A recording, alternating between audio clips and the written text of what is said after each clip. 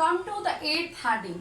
And dear students, do you know that the growth of world population is one of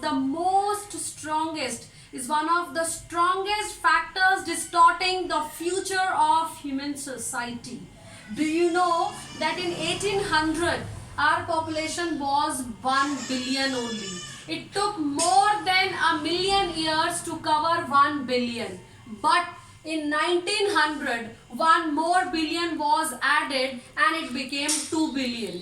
And in 20th century, 3.7 billion got added, and in total we had 5.7 billion population. So please try to understand that according to this article, after every 4 days, right, our population increases by 1 million. I'm talking about this article, the Ailing planet, the green movement's role. So please try to understand. Here the author has highlighted that the best method to control the population is the development. But before that, I would like to discuss one more point with you. Please look at the board carefully. Dear students, F stands for fertility, I stands for income, E stands for education, and H stands for health.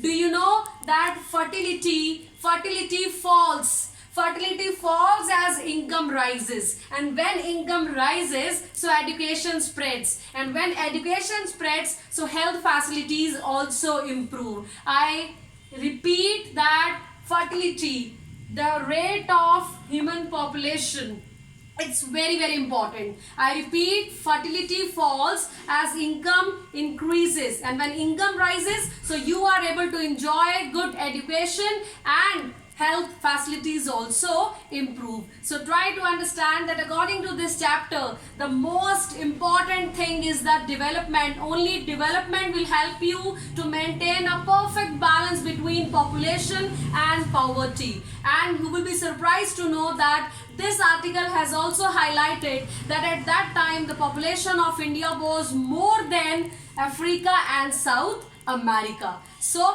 this is what we have discussed. Yes, the menace of overpopulation. Now our last heading is era of responsibility. Dear students, the credit goes to the green movement, right? Founded in 1972 in New Zealand. Dear students, according to era of responsibility, it means world should be treated as integrated whole rather than the separate parts. No, it's time to come forward. It's not about India or America or Japan or any other country. It's about your planets. It's about my planet. It's about our planet. And entire human race has to come forward, right? They have to join hands to help or to take care of this ailing planet, right? So everyone has to play one's role, and including the industries also. And here I would like to discuss a wonderful example set by Mr. Edgar S. Bullard. Dear students, he was the chairman of DuPont. And you know what did he do? One day he assumed himself. He called himself that I am the CEO of my industry. CEO stands for Chief Executive Officer. But here CEO stands for Chief Environmental Officer. It means he shouldered upon the responsibility of the environment, right? So he has already set an example for all the industries that they have to look towards the stability and life on earth also, not only about the profit. And dear students, the chapter ends with the beautiful words of Margaret Thatcher and Lester R. Brown that earth is not your property. Earth is not your personal property, right? You have to hand over this.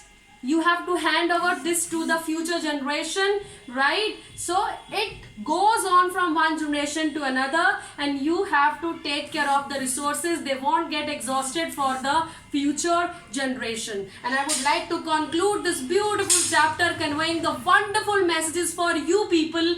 The words of Lester R. Brown that this earth is not, you have not inherited this earth from your forefathers. Inherited means that it's not your property after the death of your parents. In fact, you have borrowed from your children. It means you have taken it as on lease or as a loan from your future generation, from your children. It means you have to return to them, right? How? In the situation you get it from your parents also. Thank you.